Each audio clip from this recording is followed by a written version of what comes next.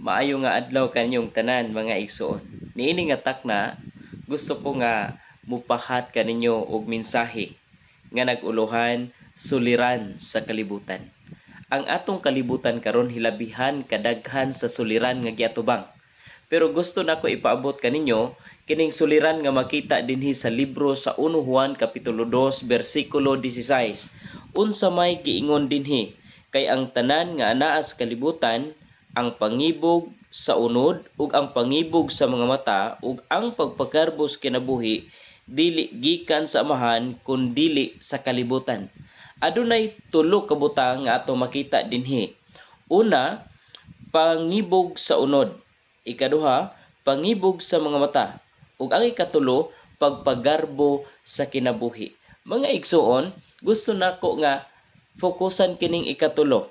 Kini bitawng pagpagarbo sa kinabuhi.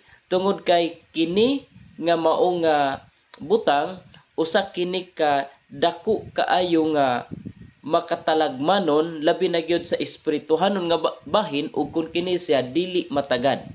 Unsa man ang pagpagarbo sa kinabuhi? Abin niyo mga kaigsunan, ang pagpagarbo sa kinabuhi sagad makita nimo na siya sa mga tawo nga adunay mga trabaho. Take note, adunay mga tawo nga hambugiro sa ilang trabaho. Dili man problema kung naa kay gwapo nga trabaho. Pero kung ang imong trabaho, imo na gani nang ipanghinambog sa uban, labi na gyud ng mga tawo nga kanang naara gyud sa ubos kaayo nga level sa kinabuhi, imuha na bitaw hinuon nga kanang i-look down, problema na sa igsoon. Ang ikaduha, kining gitawag nato mga kaigsunan og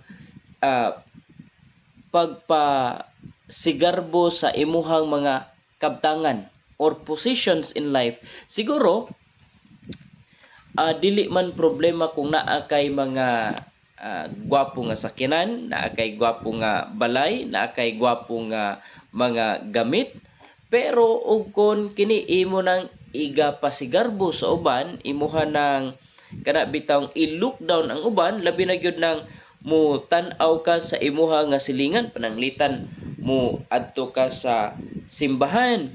Pag sulod sa simbahan na inangabot, imuha dayong agikan sa alimpulo ngadto sa lapalapa ang imuha nga paglantaw, unya pagkahuman usahay dili gani kay kaganahan mo laman, no? Tungod kay imuha nakita nga oy murag dili man ni siya nako ka level, murag dili ko ganahan makig halubilo niya kay pobre ning tawhana, no? Igsuon problema gid pud siya. Labi na gyud sa kining gitawag nato og espirituhanon nga bahin. Kay nga naman makita diha ang pagkagarbuso. Ang sunod mga kaigsuonan kining pananglitan sa mga kabataan. Usahay ang ato ang mga anak ato nga gina-compare sa uban nga mga anak. Usahay moingon ta nga, uy gwapo kay ni akong anak, no? Gwapa kay ni akong anak, murag kanang imuha murag lain kayo. Siguro dili nato na masulti kana bitawng direkta sa ato nga silingan, sa atong isig ka tawo, pero sa atong hunahuna basin ato ana siya na sulti, no? Unya pagkuman atong gina-compare gyud ang mga kabataan labi na gyud diha sa eskwelahan, di ba? Wa may problema igsoon kung imong anak mahimong first honor, second honor, grabe ta mahimo siya nga kanang honor diha sa eskwelahan, mahimong inilap. Pero o kung imuha na siyang gina voice out nga kini si kuan, bugo kini si kuan, anak ni kuan bugo gina sila. Ang mahitabo mga kaigsunan ni ana nga bahin naghinambog na ka og kini nga butang usa kini siya ka dili maayo sa atubangan sab sa atong Ginoo. Now unsa may tambag ni Prophet Jeremias diri sa kapitulo 9 bersikulo 23 o 24 sa iyang nga libro.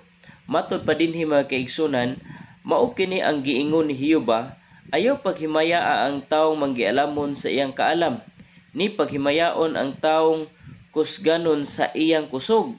Ayaw paghimayaa ang taong adunahan sa iyang mga bahandi. Apan pahimayaa siya nga nagahimaya nini nga siya nakasabot ug nakaila kanako nga ako mao si Hiyuba nga nagahatag sa mahigugmaong kalulot sa hustisya ug sa pagkamatarong dinhi sa yuta. Kay niini mga butanga ako nahimuot nagaingon si Hiyuba. So nindot kayo mga kaigsunan ang mao nga bersikulo. Nagpahinumdum nato mahitungod sa kung unsa may ato nga naabot niini nga kalibutan, dili ta maghinambog.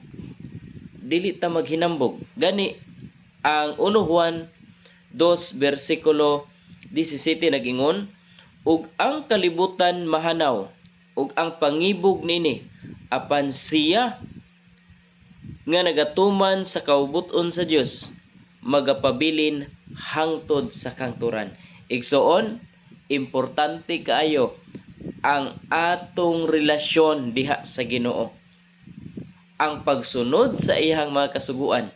Kay kini siya, maoro gini siya ang mulungtad hangtod sa kangturan. That means to say, sa pagbalik sa Ginoo, ikaw kuyugo niya ngadto sa langit. Tinhilang taman mga kaigsunan, ang Ginoo magapanalangin.